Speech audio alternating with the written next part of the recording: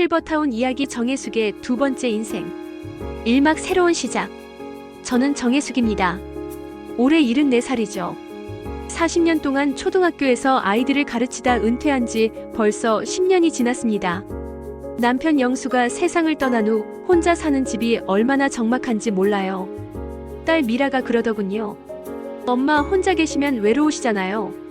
실버타운에 가시면 또래분들도 많고 여러 프로그램도 있으니까 훨씬 좋으실 거예요. 처음엔 망설였습니다. 내가 아직 그런 곳에 갈 나이인가 싶기도 했고요. 하지만 미라 말이 맞았어요. 혼자 있으면서 텔레비전만 보고 지내는 게 무슨 의미가 있겠습니까? 실버타운 견학을 갔을 때 첫 인상이 참 좋았습니다. 깔끔하게 정돈된 건물과 넓은 정원, 그리고 곳곳에서 웃으며 대화를 나누는 어르신들의 모습이 마음에 들었어요. 여기서 새로운 인생을 시작해보자. 그렇게 결심했죠. 입주한 첫날, 이웃방에 사시는 박성자 할머니가 인사를 하러 오셨습니다. 안녕하세요. 저는 박성자예요. 주로 어떤 일을 하셨나요? 성자 할머니는 체격이 좀 크시고 목소리도 당당하셨어요. 초등학교 교사였습니다. 아, 선생님이셨군요.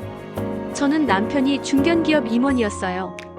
여기 오기 전엔 강남에서 살았답니다. 첫 만남부터 뭔가 거리감이 느껴졌지만 새로운 곳에서 만난 인연이니까 잘 지내보려 했습니다. 며칠 후 식당에서 한상구 할아버지를 만났어요. 할아버지는 피아노를 치시는 분이었습니다. 젊은 시절 재즈 연주자였어요. 지금은 가끔 여기서 피아노 연주를 하죠. 상구 할아버지와 대화를 나누다 보니 참 재미있었습니다. 음악 이야기부터 시작해서 문학, 철학까지 다양한 주제로 이야기했거든요. 혜숙 선생님, 여기서 작은 모임 같은 걸 해보시면 어떨까요? 문화적인 활동 말입니다. 상구 할아버지의 제안에 마음이 설렜습니다. 은퇴 후 처음으로 뭔가 의미 있는 일을 할 수 있겠다는 생각이 들었어요. 좋은 생각이네요. 제가 교사였으니까 간단한 문학이나 역사 이야기를 나누는 시간을 만들어 볼까요? 그 순간 가슴이 두근거렸습니다. 마치 젊은 시절 처음 교단에 섰을 때처럼 말이죠. 오랫동안 잠들어 있던 열정이 다시 깨어나는 것 같았어요. 실버타운 생활 첫 주가 지나면서 저는 서서히 이곳의 일상에 익숙해져 갔습니다. 규칙적인 식사 시간, 다양한 레크리에이션 프로그램, 그리고 무엇보다 혼자가 아니라는 안정감이 좋았어요. 다만 한 가지 아쉬운 점이 있었습니다. 대부분의 프로그램이 단순한 오락 위주였다는 거죠. 화투나 윷놀이, 가벼운 운동 정도였습니다. 뭔가 더 의미 있는 활동을 해보고 싶은데 그런 생각을 하고 있을 때 상구 할아버지가 다시 찾아왔습니다. 혜숙 선생님, 정말로 문학 모임을 만들어 보시죠. 제가 몇 분한테 이야기해봤는데 관심 있어 하시더라고요. 저는 망설이지 않고 대답했습니다. 좋습니다. 한번 해보죠. 그 순간 제 안에서 뭔가가 꿈틀거리기 시작했어요. 오랫동안 잊고 지냈던 교사로서의 사명감, 지식을 나누고 함께 배우는 기쁨 말입니다. 내일부터 작은 도서실에서 모여보시죠. 시간은 오후 2시 어떨까요? 새로운 시작에 대한 기대감으로 가슴이 벅찼습니다. 마치 봄바람이 가슴속 깊은 곳까지 스며들어 오는 것 같았어요. 이막 갈등과 환멸. 문학 모임 첫날, 도서실에 모인 사람은 5명이었습니다. 상구 할아버지, 김정순 할머니, 이철민 할아버지, 그리고 뜻밖에도 박성자 할머니까지 왔더군요. 오늘은 간단하게 서로 좋아하는 책 이야기를 해보시죠. 분위기는 나쁘지 않았습니다. 정순 할머니는 김소월의 시집을, 철민 할아버지는 역사소설을 좋아한다고 하셨어요. 상구 할아버지는 프랑스 문학에 관심이 많으셨고요. 그런데 성자 할머니가 갑자기 말을 꺼냈습니다.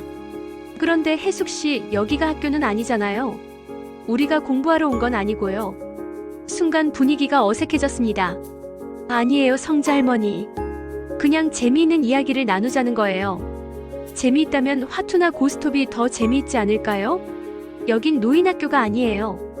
성자 할머니의 말에 다른 분들이 움츠러들었습니다. 저도 당황스러웠어요. 좋은 뜻으로 시작한 일인데 왜 이런 식으로 나올까 싶었죠. 그럼 성자 할머니는 어떤 활동을 하고 싶으신가요? 저는 이미 충분히 배웠어요. 이제는 편안하게 지내고 싶을 뿐입니다. 그날 모임은 어정쩡하게 끝났습니다.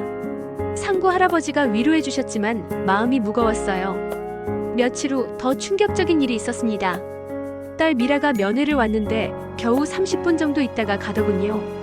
엄마 잘 지내시죠? 여기가 훨씬 편하시잖아요. 집에서 혼자 계실 때보다. 그래, 괜찮다. 그런데 미라야 가끔은 아, 엄마 죄송해요. 회사에 급한 일이 생겨서 먼저 가봐야 해요. 다음에 또 올게요. 미라는 서둘러 나갔습니다. 저는 뭔가 말하고 싶었는데 기회를 놓쳤어요. 그 순간 깨달았습니다. 미라에게 저는 더 이상 필요한 존재가 아니라 부담스러운 존재가 되었구나 하고 말이죠. 실버타운에 보낸 건 저를 돌보기 위한 게 아니라 자기 부담을 덜기 위한 것이었어요. 가슴 한구석이 서늘해졌습니다. 설상가상으로 실버타운 운영에도 문제가 생겼어요. 간병사 한 분이 그만두면서 인력이 부족해졌고 식사 시간이 자주 늦어졌습니다. 청소도 제대로 안 되고 에어컨 고장도 며칠째 방치되고 있었어요. 이게 뭡니까? 관리비를 이렇게 내는데 서비스가 이 모양이에요. 성자 할머니가 사무실에서 큰 소리를 내는 모습을 봤습니다. 평소 권위적이던 모습 그대로였죠. 저도 답답했지만 직접 항의할 엄두는 나지 않았어요. 그런데 성자 할머니는 달랐습니다. 자신의 불만을 거침없이 표현하더군요. 혜숙 씨도 뭔가 말씀하시지 그래요? 이런 건 같이 목소리를 내야 해요. 그렇긴 하네요. 하지만 저는 선뜻 나서지 못했습니다. 평생 온화하게 살아온 습관 때문이었을까요? 그러다 보니 성자 할머니와 저 사이의 갈등은 더 깊어졌어요. 성자 할머니는 제가 너무 소극적이라고 생각했고 저는 성자 할머니가 너무 공격적이라고 느꼈죠. 문학 모임도 자연스럽게 흐지부지 되었습니다. 참가하던 분들이 하나둘 빠지기 시작했거든요. 분위기가 어색해진 탓이었어요. 상고 할아버지만 계속 참석해 주셨지만 둘이서 하는 모임이 무슨 의미가 있을까 싶었습니다. 혜숙 선생님, 너무 낙심하지 마세요. 시간이 지나면 다시 기회가 올 거예요. 상고 할아버지의 위로도 공허하게 들렸습니다. 실버타운에서의 생활이 점점 지루해졌어요. 아침에 일어나서 식사하고 텔레비전 보고 또 식사하고 잠자리에 드는 반복적인 일상이었죠. 가끔 교사였던 시절이 그리워졌습니다. 아이들의 밝은 웃음소리, 새로운 것을 배울 때의 반짝이는 눈빛, 함께 성장해가는 기쁨 말이죠. 내가 여기서 뭘 하고 있는 걸까? 그런 생각이 자주 들었습니다. 편안하긴 하지만 뭔가 의미 있는 일을 하고 있다는 느낌은 전혀 없었어요. 어느 날 저녁 혼자 정원을 산책하다가 문득 울적해졌습니다. 하늘에는 별이 총총히 떠 있었는데 예전 같으면 아름답다고 생각했을 텐데 그날은 그냥 멀고 차갑게만 느껴졌어요. 산막 위기와 반전. 한 달쯤 지났을까요? 상고 할아버지의 건강이 갑자기 나빠졌습니다. 평소 혈압이 높으셨는데 어느 날 아침 식당에서 쓰러지셨어요. 상고 할아버지. 제가 달려갔을 때 할아버지는 의식을 잃은 상태였습니다. 119를 불러 병원으로 이송했지만 뇌출혈이라는 진단을 받았어요. 위험한 상태입니다.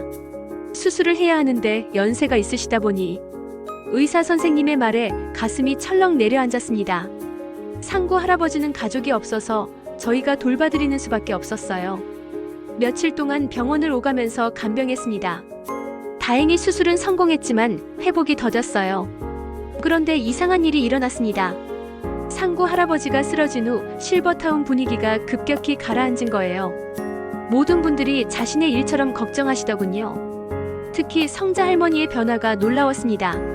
혜숙 씨, 상고 씨는 어떠세요? 제가 병원비라도 좀 보탤까요? 평소 까칠하던 모습과는 전혀 달랐어요. 진심으로 걱정하는 마음이 느껴졌습니다. 고마워요, 성자 할머니. 지금은 안정적이에요. 그나저나 상고 씨가 없으니까 허전하네요. 그분이 피아노 치시던 모습이 자꾸 생각나요. 성자 할머니의 말에 저도 고개를 끄덕였습니다. 상고 할아버지가 계시지 않으니 실버타운이 정말 적막했어요. 그런데 더 큰 위기가 닥쳤습니다. 어느 날 새벽 김정순 할머니가 갑자기 쓰러지신 거예요. 심장 발작이었습니다. 평소 같으면 당황해서 어쩔 줄 몰랐을 텐데 이상하게도 제가 먼저 움직였어요.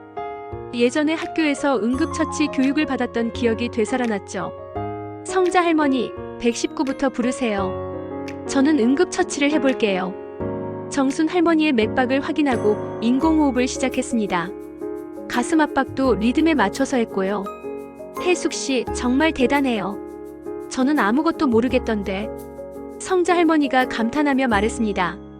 다행히 119가 빨리 도착했고 정순 할머니는 응급실로 이송되었어요. 의사 선생님이 그러더군요. 초기 대응을 잘해서 큰 위험은 넘겼다고 말이죠. 그 일이 있은 후 실버타운 분위기가 완전히 바뀌었습니다. 평소 서로 무관심했던 분들이 갑자기 관심을 가지기 시작했어요. 혜숙 선생님, 응급처치 좀 가르쳐 주실 수 있어요? 이철민 할아버지가 먼저 요청했습니다. 저도 배우고 싶어요. 성자 할머니도 적극적으로 나섰어요. 그렇게 해서 응급처치 교육 모임이 시작되었습니다. 처음에는 5명이었는데 소문이 나면서 10명, 15명으로 늘어났어요. 여러분, 오늘은 심폐소생술을 배워보겠습니다. 제가 설명하면서 시범을 보이자 모든 분들이 진지하게 따라했어요. 예전 문학 모임 때와는 완전히 다른 분위기였죠. 이런 거 배워두면 언제 써먹을 줄 몰라요. 성자 할머니의 말에 모두들 고개를 끄덕였습니다. 그런데 더 놀라운 건 이런 활동을 통해 서로에 대해 알게 되었다는 거예요. 성자 할머니는 평소 차갑게 보였지만 실은 남을 돌보는 마음이 큰 분이었어요. 다만 표현 방식이 서툴렀을 뿐이었죠. 혜숙 씨, 제가 너무 까칠하게 굴었나요? 사실 저도 외로웠어요.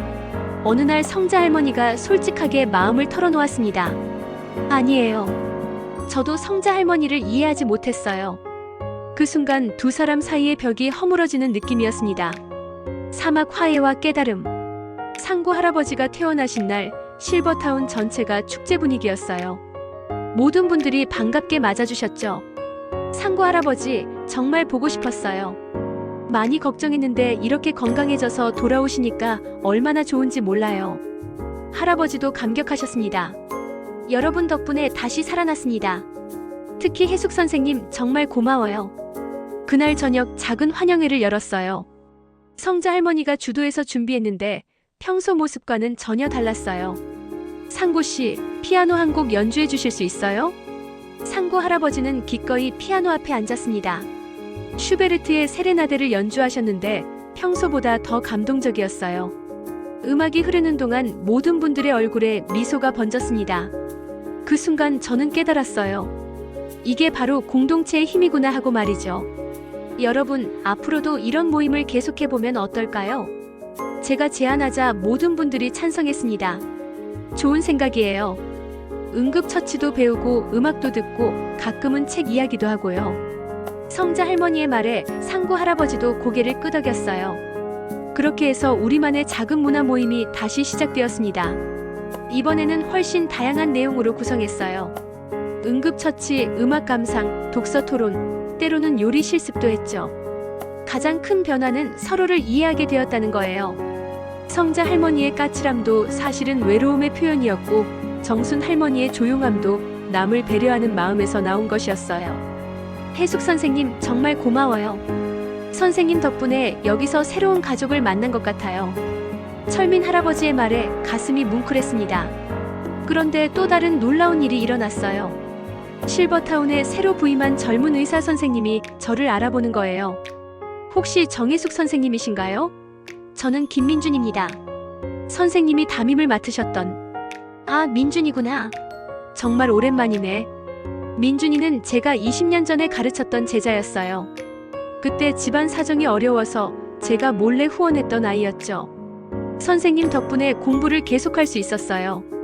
정말 감사드려요. 민준이가 고개를 숙여 인사하는 모습을 보니 눈물이 났어요. 내가 심은 작은 씨앗이 이렇게 큰 나무가 되어 돌아온 거죠. 민준아, 내가 의사가 되었다니 정말 자랑스럽다. 그 순간 제 인생이 헛되지 않았다는 생각이 들었어요. 비록 지금은 실버타운에서 조용히 지내고 있지만 제가 키운 아이들이 세상 곳곳에서 자신의 몫을 하고 있구나 싶었죠. 민준이는 실버타운에서 일하면서 우리 모임에도 자주 참석했어요. 젊은 의사의 시각에서 건강관리법도 알려주고 때로는 자신의 어린 시절 이야기도 들려줬죠. 선생님께 배운 것 중에 가장 기억에 남는 건 남을 도우면 나도 행복해진다는 말씀이에요. 민준이의 말에 저는 웃음을 지었습니다. 정말 그렇더군요. 남을 도우면서 제가 더 행복해지는 걸 느꼈어요. 딸 미라도 변화를 눈치챘나 봅니다. 최근 방문했을 때 제 모습이 많이 달라졌다고 하더군요. 엄마 요즘 표정이 정말 밝아지셨어요. 여기 생활이 잘 맞으시나 봐요. 그래, 좋은 분들을 만나서 재미있게 지내고 있어. 미라는 여전히 바쁘고 자주 오지는 못하지만 이제 저도 이해해요. 자식들도 각자의 삶이 있는 거니까요. 대신 저에게는 실버타운에 새로운 가족이 생겼습니다. 매일 아침 인사를 나누고 함께 식사하고 서로 걱정해주는 사람들이 있어요. 오늘도 상구 할아버지가 피아노를 연주하고 성자 할머니가 맛있는 반찬을 나눠주고 정순 할머니가 꽃꽂이를 가르쳐 주셨어요. 해숙 선생님, 내일 모임 때는 어떤 이야기를 해주실 거예요? 철민 할아버지의 질문에 저는 미소를 지었습니다. 내일은 희망에 대한 이야기를 해보려고 해요. 나이가 들어서도 새로운 꿈을 꿀 수 있다는 이야기 말이에요. 그 순간 깨달았습니다. 인생에서 진짜 중요한 건 나이가 아니라 마음가짐이라는 걸 말이에요. 74세 나이에도 새로운 인연을 만들고 의미 있는 일을 하고 누군가에게 도움이 될 수 있다는 걸 말이죠. 실버타운에서의 두 번째 인생이 이제 막 시작된 것 같습니다. 아직 할 일이 많고 만날 사람도 많고 나눌 이야기도 많아요. 매일 아침 일어날 때마다 생각합니다. 오늘은 또 어떤 좋은 일이 일어날까? 이제 저는 혼자가 아니에요. 함께 웃고 울고 서로 돌봐주는 사람들이 있어요.